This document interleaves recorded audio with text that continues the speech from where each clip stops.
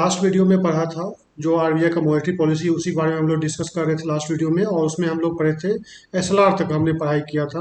और वो था हमारा डायरेक्ट इंस्ट्रूमेंट के को लेकर के था, डायरेक्ट इंस्ट्रूमेंट का पार्ट था वो। और अब हम पढ़ेंगे आज की वीडियो में, हम शुरुआत करेंगे इनडायरेक्ट इंस्ट्रूमेंट के बारे में। और नमस्कार दोस्तों, स्वागत है आपका एनएचओ यूट्यूब चैनल पे। मैं हूं आनंद। यदि अभी तक आपने इस चैनल को सब्सक्राइब नहीं किया जरूर सब्सक्राइब करें और अपने दोस्तों के साथ भी जरूर शेयर करें इस वीडियो को, ताकि उनको भी बैंकिंग प्रिपरेशन में हेल्प हो सके और जितना हो सके उनको फायदा मिल सके। ओके, और तो चलिए अब क्या करते हैं, हम आरबीआई का जो होता है मॉनेटरी पॉलिसी में इनडायरेक्ट इंस्ट्रूमेंट, उसके बारे में हम जानेंगे आज। ठीक है, तो उसके बाद डिटेल्स में पढ़ेंगे अभी। तो दूसरा जो पोर्शन था उसमें इनडायरेक्ट इंस्ट्रूमेंट, उसको आप देख लो। मैंने जितने भी वीडियो बनाए हैं उसको आप ध्यान से देखो। यदि आपको मेंस लेवल में अच्छा परफॉर्मेंस करना है कोई भी बैंक एग्जाम में, तो आपको ऐसा वीडियो का एक नोट्स बनाते चलो साथ में, आपको बहुत बेनिफिट भी होगा। ओके, और यदि आप बस देखते जा रहे हो तो फिर ठीक है, देखो कोई बात नहीं, लेकिन आपको लॉन्ग टर्म याद कैसे, रिवीजन कैसे करोगे, उसके लिए आप नोट्स जरूर बनाएं। ठीक है, तो हम चलते हैं इनडायरेक्ट इंस्ट्रूमेंट पे। ठीक है, indirect instrument.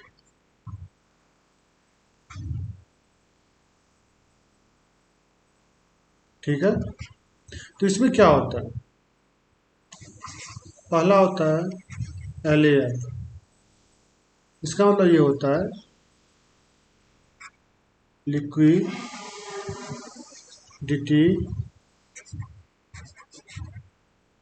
Adjustment, liquidity adjustment facility. ठीक है, इसका मेन पर्पस क्या होता है? एलएएफ का मेन पर्पस क्या होता है? यदि आपसे कोई पूछ दिया कि एलएएफ का मेन पर्पस क्या होता है, तो आप क्या बोलोगे? इसका मेन पर्पस होता है कि ये जो होता है, इसका मेन पर्पस होता है मनी सप्लाई को मैनेज करना। ठीक है, या तो आइदर वो रेपो रेट के थ्रू कर सकते हैं या फिर रिवर्स रेपो रेट के थ्रू वो मैनेज करना है इसको। ठीक है, ओके, तो इसीलिए एलएएफ एलएएफ का जो मेन ये है फंक्शन है, एलएएफ का जो मेन ये पर्पस है बनाने का एलएएफ का, इसका मतलब ये होता है कि जो भी हम मतलब कि ये होता है आपका मतलब कि cash,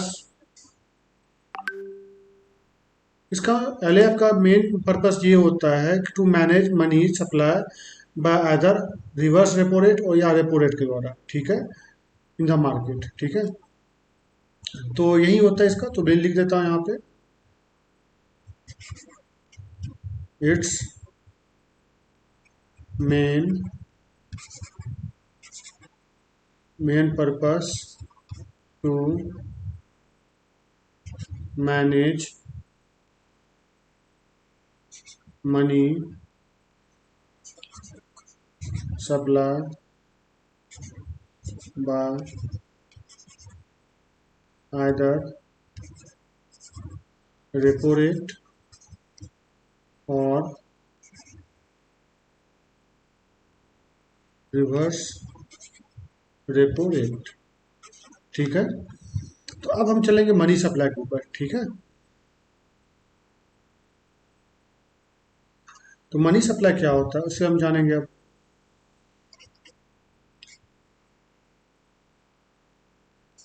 money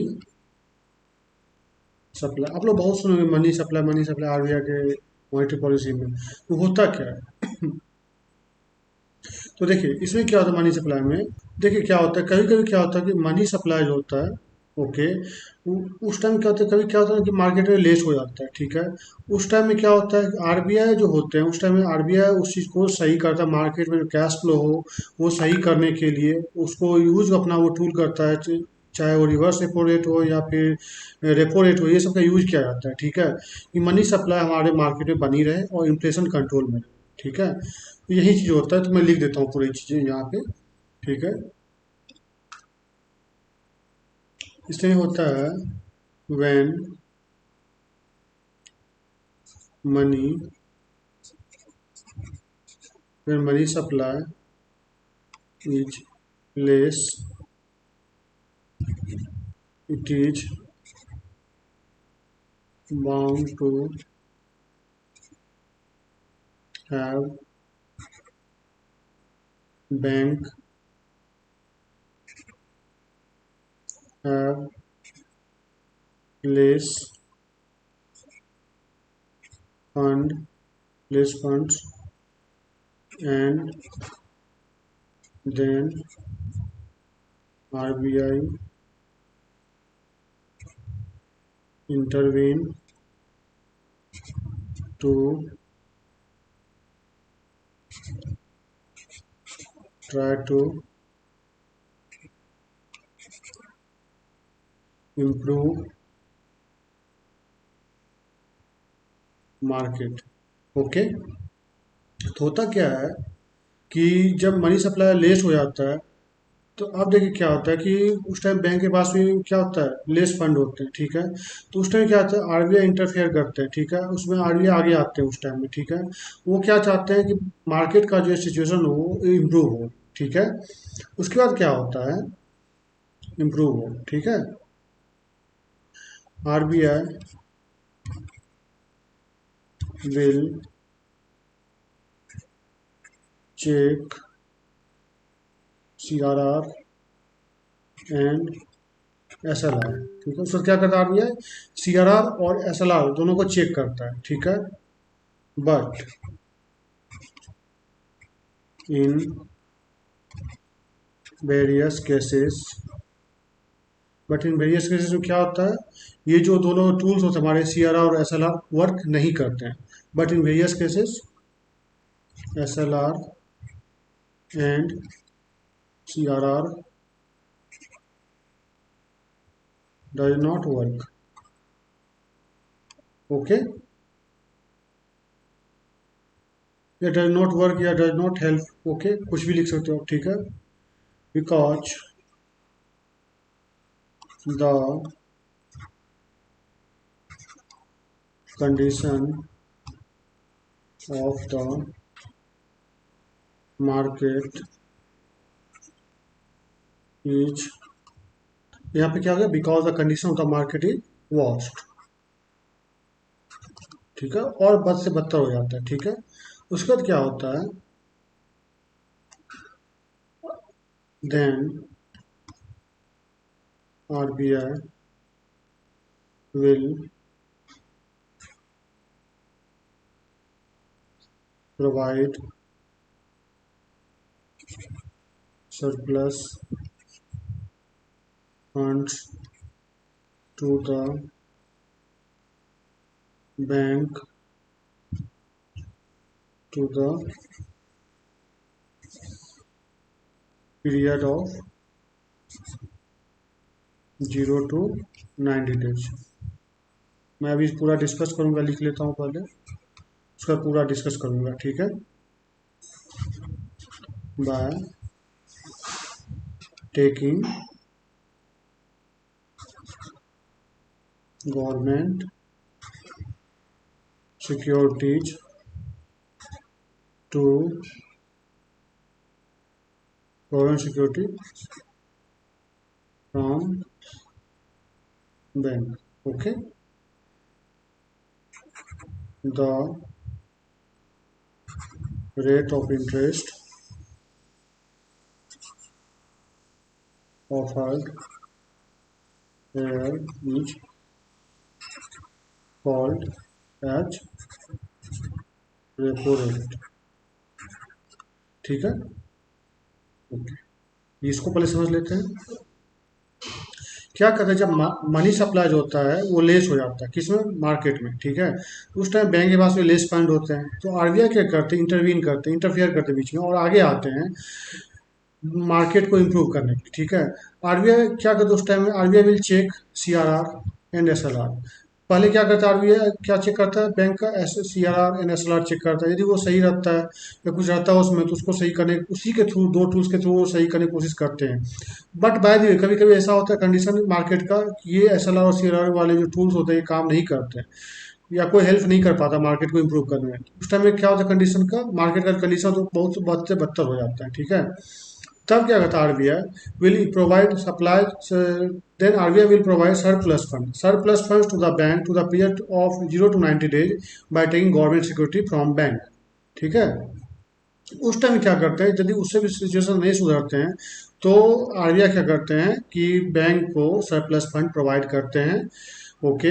surplus fund provide करते हैं, वो भी 0 to 90 डेज के लिए प्रोवाइड करते हैं। और किसके बदले में करते हैं? एक गवर्नमेंट सिक्योरिटी बैंक से वो लेते हैं, और उसके बदले में आपका कुछ सरप्लस फंड बैंक को देते हैं, जिससे कि सब कुछ सही रहे। जिस रेट ऑफ इंटरेस्ट पे यहाँ पे मतलब कि बैंक को वो पैसे प्रोवाइड किए जाते हैं, सरप्लस फंड प्रोवाइड किए जाते हैं, उसी रेट को बोलते हैं रेपो रेट। ओके, इतना दूर क्लियर है आपका? अब देखिए उसके बाद क्या होता है, इसका एक चार्ट बना देता हूँ। होता क्या है,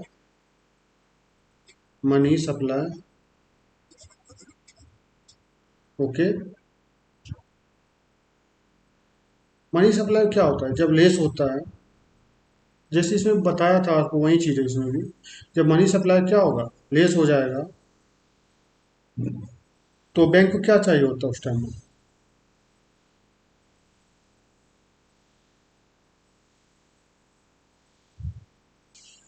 जब मनी सप्लाई लेस होगा, मनी सप्लाई क्या होगा, लेस हो जाएगा, ठीक है। तो बैंक को क्या मिलता है उस टाइम में? बैंक को मिलता है क्या, सरप्लस फंड्स, ठीक है। सरप्लस फंड्स जो मिलते हैं वो कोई रेट ऑफ इंटरेस्ट में मिलेंगे बैंक को, है ना। बैंक को रेट ऑफ इंटरेस्ट पे मिलेंगे, कुछ रेट ऑफ इंटरेस्ट पे। कितने दिन के लिए मिलते हैं? 0 to 90 डेज के लिए, 0 to 90 डेज के लिए मिलते हैं, ठीक है।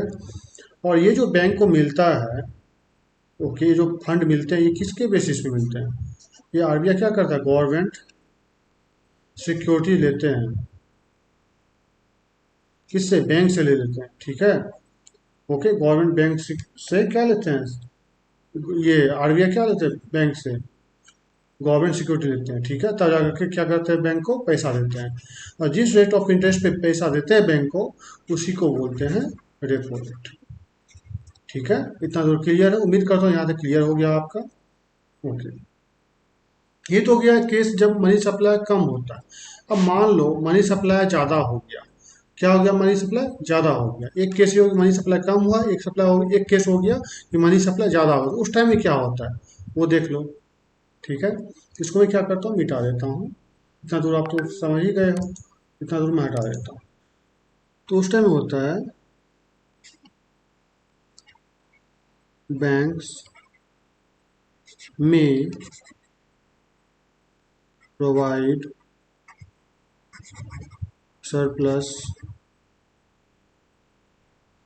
Funds to the RBI at the rate of interest in exchange of government securities, ठीक है। The rate of interest bank will charge called as, क्या कहता है, reverse repo rate, reverse repo rate, ठीक है। इसमें क्या था देखो, कि जब बैंक के पास मनी ज़्यादा हो जाते हैं, ठीक है, पैसे ज़्यादा हो जाते हैं, फंड्स मतलब कि एक तरह से जो मैंने बताया, बैंक के पास जो सरप्लस फंड ज़्यादा हो जाते हैं, ठीक है। बैंक के पास जब मनी सप्लाई एक तरह से समझ लो कि ज़्यादा हो जाते हैं, ओके। जब बैंक के पास मनी सप्लाई हायर होते हैं, उस टाइम में बैंक के पास ये ऑप्शन होता है कि वो बैंक आरबीआई को पैसा दे, कुछ रेट ऑफ इंटरेस्ट पे, और किसके बदले में दो, गवर्नमेंट सिक्योरिटी के बदले में रेट अपना बैंक को आरबीआई को पैसे दे दे। और जिस रेट ऑफ इंटरेस्ट पे बैंक देगा, किसको, मतलब कि आरबीआई को पैसा देगा, जिस रेट ऑफ इंटरेस्ट पे देगा उसी रेट को कहा जाता है रिवर्स रेपो रेट, ठीक है। अब देखिए यहाँ पे मे का मतलब, मे मैंने लिखा है जो बैंक्स में provide surplus funds to the RBI, इसका मतलब ये नहीं है कि मतलब कि बैंक बाध्य है कि आरबीआई को ही पैसा दे, ठीक है।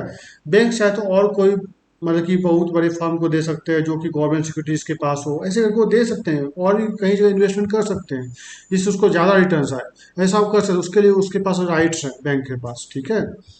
तो और भी कुछ इसके जो कुछ की पॉइंट होते हैं उसको मैं बता दूंगा अभी, तो पहले देख लेते हैं इसको। इसका भी चार्ट देख लेते हैं। तो जब मान लीजिए मनी सप्लाई क्या होता है, ज़्यादा हो जाता है बैंक्स में, ठीक है, तो उस टाइम बैंक क्या करती है, बैंक में भी क्या करेगी, सरप्लस फंड को, सरप्लस जो फंड होते हैं उसको क्या करेंगे, उसको क्या करेंगे, गवर्नमेंट उसको एक्सचेंज कर लेते हैं, इसके बदले में गवर्नमेंट सिक्योरिटी, गवर्नमेंट सिक्योरिटी जी सिक्योरिटी, जिस एस ई सी लिखा हूँ, जी एस ई सी मतलब गवर्नमेंट सिक्योरिटी के बदले में, ठीक है। वो किसको देते हैं, आरबीआई को देते हैं, ठीक है। एक रेट ऑफ इंटरेस्ट पे देते हैं, किसको देते हैं, आरबीआई को देते हैं, ठीक है। और यही रेट ऑफ इंटरेस्ट जो होता है वो रिवर्स रेपो रेट का रहता है, ठीक है। इसके कुछ की पॉइंट है वो मैं लिख देता हूँ, ओके। तो पहला जो की पॉइंट है वो लिखता हूँ, the ease of money supply is called as liquidity. तो लिक्विडिटी यदि कोई पूछे तो क्या होता है, the ease of money supply is called liquidity, ठीक है। दूसरा भी पॉइंट ये है कि यदि रेपो रेट आपका कम होगा तो इन्वर्सली प्रोपोर्शनल किसका होगा, तो इन्वर्सली प्रोपोर्शनल किसका होगा, इन्फ्लेशन का, मतलब इन्फ्लेशन बढ़ेगा, रेपो रेट कम होगा तो इन्फ्लेशन बढ़ेगा। और यदि reverse repo rate reverse repo rate कम होगा तो ये भी इन्वर्सली प्रोपोर्शनल होता है किसका, इन्फ्लेशन का, इन्फ्लेशन का। तो क्या होगा, इन्फ्लेशन बढ़ेगा, ठीक है, ये याद रखना है। उसके बाद क्या होता है एक और, the difference between repo rate and reverse repo rate is called as LAF corridor, corridor, ठीक है। ये क्या है, it is also profit margin of RBI, profit margin of, तो देखो इसमें क्या होता है, the ease of money supply जो होता है उसको लिक्विडिटी कहते हैं। रेपो रेट यदि घटेगा तो इन्फ्लेशन बढ़ेगा, यदि रिवर्स रेपो रेट यदि घटेगा तो इन्फ्लेशन बढ़ेगा, ठीक है। और देखो the difference between repo rate and reverse repo rate is called as LAF corridor, ठीक है। कोई पूछ दे इंटरव्यू में LAF कॉरिडोर क्या होता है, आप बता सकते हो, the difference between repo rate and reverse repo rate ये known as LAF liquidity adjustment facility, ठीक है। इसको कोई LAF कॉरिडोर बोलते हैं, ठीक है। ये क्या होता है, प्रॉफिट मार्जिन होता है किसका, RBI का होता है, ठीक है। इतना दूर आप समझ गए होंगे। और इसके आगे क्या होता है, फिर रेपो रेट वगैरह जो होते हैं वो कैसे कैलकुलेट किया जाता है वो देख लो आप। जैसे मान लो रेपो रेट, ठीक है, मान लो किसी बैंक को फंड चाहिए, ठीक है, किसी बैंक को फंड चाहिए RBI से, मान लो 0 से 1 डे के लिए, ठीक है। इसमें क्या होता है,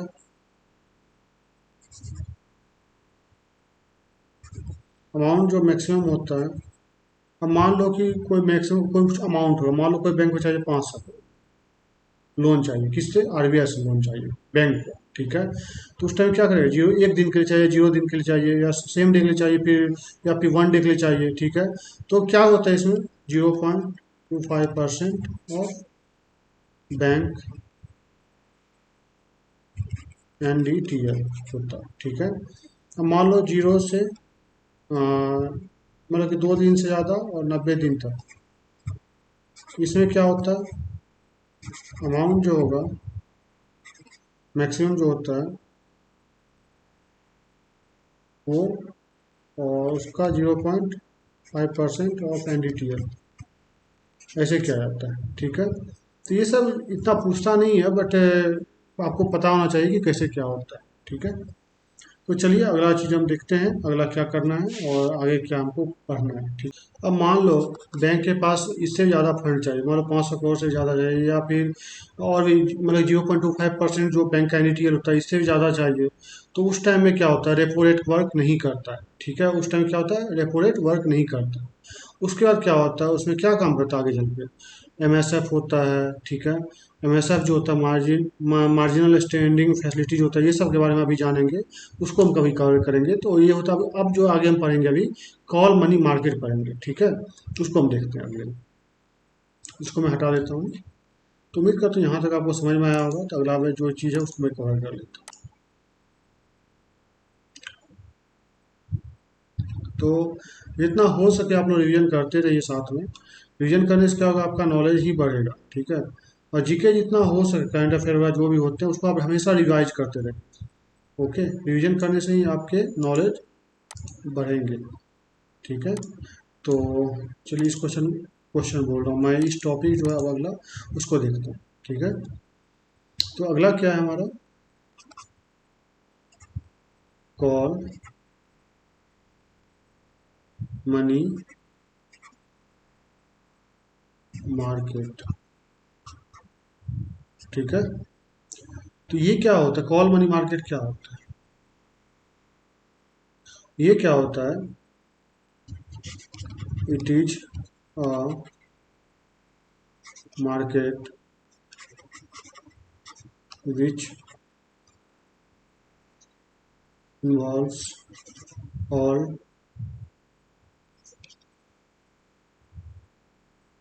all transac all transaction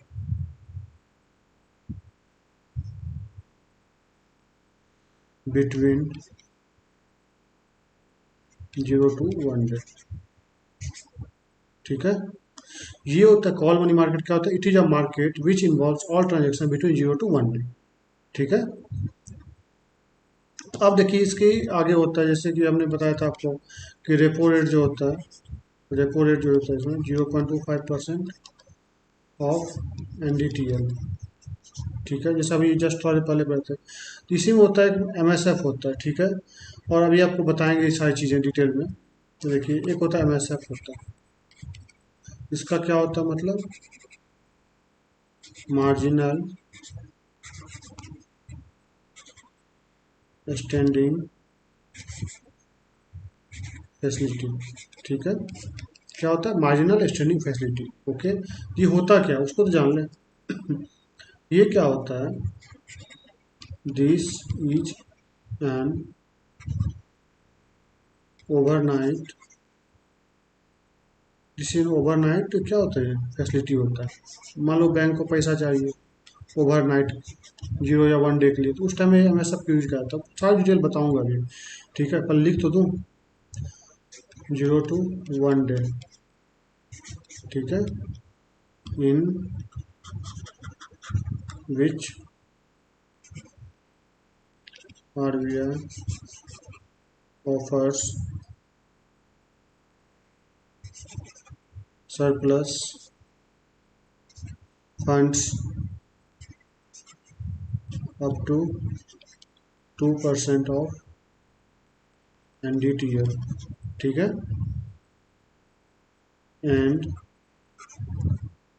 rate of interest is higher than repo rate. अब मान लो जैसे कि मैंने आपको बताया था कि जैसे हम लोग पढ़े थे, ये लोग पिछला जो पढ़े जो थे अभी हम लोग, तो उसमें जैसे कहा गया था कि यदि बैंक को यदि ज़्यादा ये होगा, ज़रूरत पैसे का ज़रूरत होगा, मान लो कि जो उसका मैक्सिमम लिमिट होता है, ठीक है। तो उससे ज़्यादा यदि ज़रूरत पड़ गया, तो हम उस टाइम में क्या होता है, हमारा रेपो रेट काम नहीं करता है। तो उस टाइम में क्या काम करता है, हमारा एमएसएफ काम करता है। क्या होता है वो, this is an overnight facility. Overnight facility मतलब 0 से 1 दिन के लिए यदि कोई मतलब कि बैंक को सरप्लस फंड मिलते हैं आरबीआई की तरफ से, ठीक है।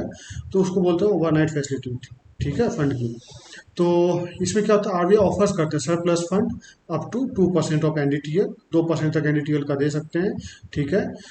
इसमें जो होता है रेट ऑफ इंटरेस्ट होता है वो हायर होता है, किससे, रेपो रेट से ज़्यादा हायर रेट होता है। ठीक है, इतना क्लियर है। एमएसएफ में यही होता है। तो इसके आगे क्या होता है, अब देखिए बैंक रेट होता है, क्योंकि ये सब का काम अभी आएगा आपको समझ में। अब एक होता है बैंक रेट। बैंक रेट ये क्या होता है, ये बता देता हूँ अभी। It is the official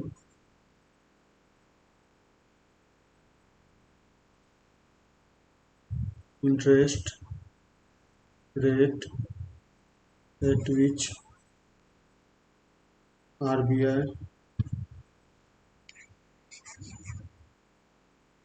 offers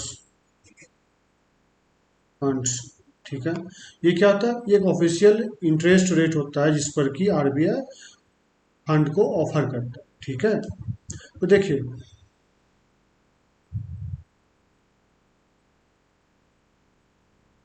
जब यदि बैंक को चाहिए होता है 1 to 90 डेज, तो उसमें ये यूज नहीं होता है। ठीक है, यदि आपको चाहिए 91 डेज से 40 साल तक के लिए, ठीक है, उसमें ये यूज होता है, लॉन्ग टर्म के लिए ये यूज होता है बैंक रेट। ठीक है, ओके।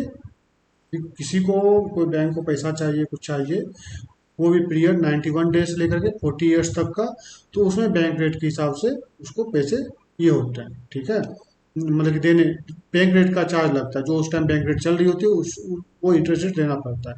ठीक है, तो और क्या होता है, ये होता है it is the lending, it is the lending rate at which RBI lends, RBI lends, RBI lends for long term। ठीक है, तो एमएसएफ जो होता है इक्वल टू क्या होता है, बैंक रेट होता है, याद रखना। ठीक है, हमेशा, ये हमेशा होता है, MSF equal to bank rate होता है। अभी आप हमको कमेंट सेक्शन में ये बताएंगे, यदि आप यहाँ तक देख रहे हैं, और तो आपके लिए होमवर्क ये है, आपके लिए होमवर्क ये है कि आप हमको ये बताएंगे अभी का रेपो रेट क्या है, रेपो रेट क्या है, रिवर्स रेपो रेट क्या है, रिवर्स रेपो रेट क्या है, बैंक रेट क्या चल रहा है अभी करंट में, और आपका एमएसएफ रेट क्या चल रहा है। ठीक है, ये चारों आप कमेंट सेक्शन में लिखेंगे यदि आप यहाँ तक देख रहे हैं। ठीक है, तो उम्मीद करता हूँ आपको यहाँ तक समझ में आया होगा। ओके, इसके आगे हम चलेंगे मनी सप्लाई को लेकर के। ठीक है, तो मनी सप्लाई को देख लेते हैं। ओके, तो जो मनी सप्लाई में जो होते हैं, अभी तो जो हम लोग ने पढ़ा अभी कि किस में LAF लगेगा, किस में MSF लगेगा, ठीक है, किस में MSS लगेगा, किस में लगेगा आपका OMO लगेगा, ये सब सारी चीज़ अभी हम डिस्कस कर लेते हैं अभी। ठीक है, तो मनी सप्लाई जो है, जैसे कि हम लोग पढ़ते आ रहे हैं, मनी सप्लाई। ओके, तो इसके तीन चीज़ होते हैं, तीन एलिमेंट होते हैं। ठीक है, पहला ये होता है यदि आप 0 to 90 डेज वाला होता है, उसमें क्या क्या यूज होते हैं, LAF यूज होते हैं और MSF यूज होते हैं। ठीक है, यदि मान लीजिए 91 से 364 डेज के लिए होता है, ठीक है, उसमें क्या होता है आपका MSS, इसका मतलब ये होता है market stabilisation, market stabilisation scheme. ठीक है, तीसरा क्या होता है हमारा 365+ डेज यदि चाहिए, उसमें होता है OMO। मैं कलर चेंज कर ले रहा हूँ कि आपको और अच्छे समझ में आए। इसमें होता है आपका, इसका फुल फॉर्म होता है open market, open market operation. ठीक है। अब देखिए और इसका थोड़ा सा बता देता हूँ। इसमें क्या होता है,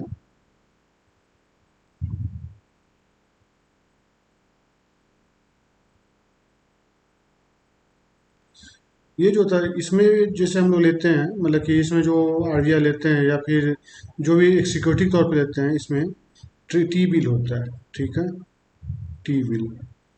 ओके, टी बिल लेते हैं, फिर मनी सप्लाई होते रहता है। ओके। और देखिए यदि मान लीजिए, तो देखिए इसमें क्या होगा कि मान लीजिए कि मनी सप्लाई जो है वो यदि ज़्यादा हो जाता है, तो आरबीआई क्या करता है उस टाइम में, आरबीआई क्या करता है, टीवी ट्रेजरी बिल जो होते हैं उसको वो सेल करते हैं। ओके, उससे क्या होता है, सप्लाई कम हो जाता है। ठीक है। और देखिए उसका यदि मनी सप्लाई मान लीजिए कि कम हो रहा है, तो आरबीआई क्या करता है, टी बिल को बाय करता है। ठीक है, यदि टी बिल को बाय करता है तो सप्लाई क्या होता है, बढ़ जाता है। ये दो चीज़ है, इसको आप ध्यान दीजिएगा। ठीक है। अब देखिए इसके फंक्शंस कुछ होते हैं। क्या होते हैं, फंक्शंस होते हैं, उसको देख लेते हैं।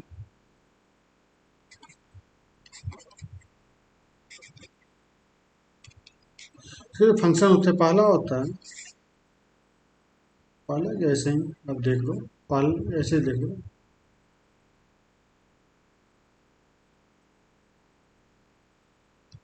Issuer of currency. ठीक है।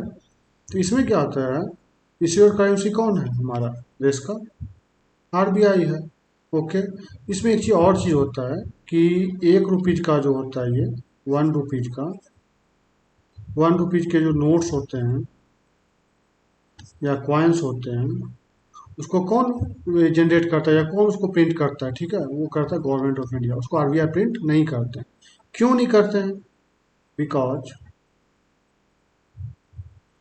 ऑल द नोट्स या कॉइन्स जितने भी होते हैं, ठीक है, अप टू 1 रुपीज,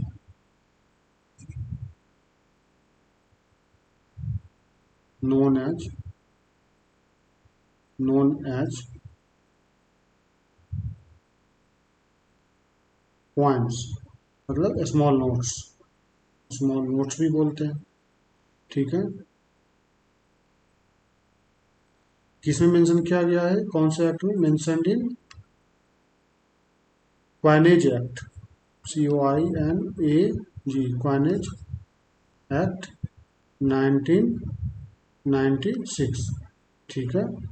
तो उसके बाद से ये हो गया है गवर्नमेंट, मतलब 1996 में गवर्नमेंट ऑफ इंडिया का जो एक है क्वाइनेज एक्ट। ठीक है। तो उसी में ये मेंशन किया गया है कि ये जो 1 रुपीज का जो नोट्स और कॉइन्स जो भी है वो गवर्नमेंट ऑफ इंडिया ही इसको प्रिंट करेंगे या फिर जो भी है उसका वो करेंगे। ठीक है। अब एक चीज़ और बताइएगा, देखिए हमारे देश में जो मिंट्स होते हैं और जो प्रिंटिंग प्रेस होते हैं करेंसी के, प्रिंटिंग प्रेस कितने हैं, होमवर्क आपको दे रहा हूँ। मिंट कितने हैं, कहाँ कहाँ पे है, और आपका प्रिंटिंग प्रेस कहाँ पे है और कहाँ कहाँ पे है। प्रिंटिंग प्रेस कितने हैं, कहाँ कहाँ पे है लोकेशन पे हमारे देश में, और मिंट्स कितने हैं और कहाँ कहाँ पे है हमारे देश में, वो सभी आपको कमेंट सेक्शन में आंसर आंसर करके लिखना है आपको। ठीक है, ये आपके लिए होमवर्क रहेगा। ठीक है। और एक चीज़ आप याद कर लेना, देखिए आपको एक चीज़ एग्जाम में पूछा जा सकता है, कभी पूछ दिया कि नोट्स के जो होते हैं ना, नोट्स के जो होते हैं आपके डायमेंशन, नोट्स के डायमेंशन, फिर आपके फीचर्स जो होते हैं, नोट्स के जो फीचर्स होते हैं, चाहे 10 रुपए के हो, 20 के हो, 50 के हो, 100 के हो या 500 के हो।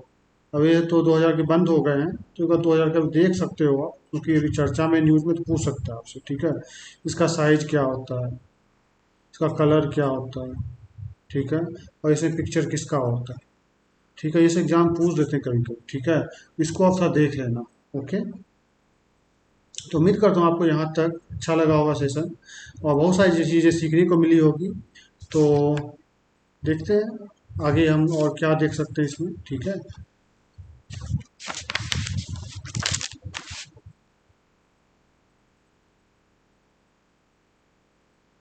तो देखो इसमें एक चीज़ और है कि हमारे देश में दो ऑर्गेनाइजेशन हैं जो कि एक्चुअली में जो होता है ना, मतलब कि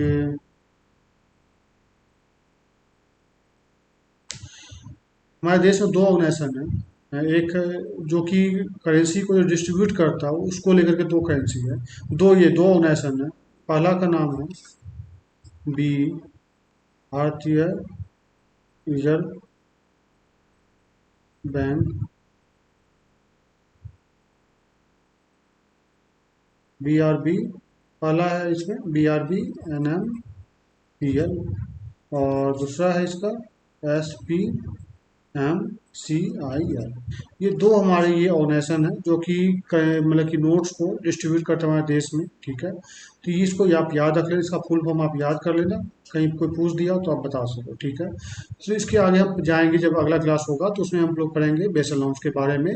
तो मैंने आपको जैसे कहा है कि मैं पूरा जो स्टैटिक पोर्शन है उसको मैं कवर कर दूंगा, तो आप जल्द ही 4-5 क्लास में मैं कवर कर दूंगा इसको, ठीक है। जब भी इसका करंट ये स्टैटिक पोर्शन का जो मैं क्लास लूँगा उसमें मैं और भी चीज़ों को कवर करते हुए सारे को कंप्लीट करने की कोशिश करूँगा, और जल्दी इस सीरीज को मैं ख़त्म कर दूंगा। और आप लोग जितना हो सके रिवीजन करना इसको, ठीक है। तो जो होमवर्क दिया उसको जरूर आप लोग लिखना।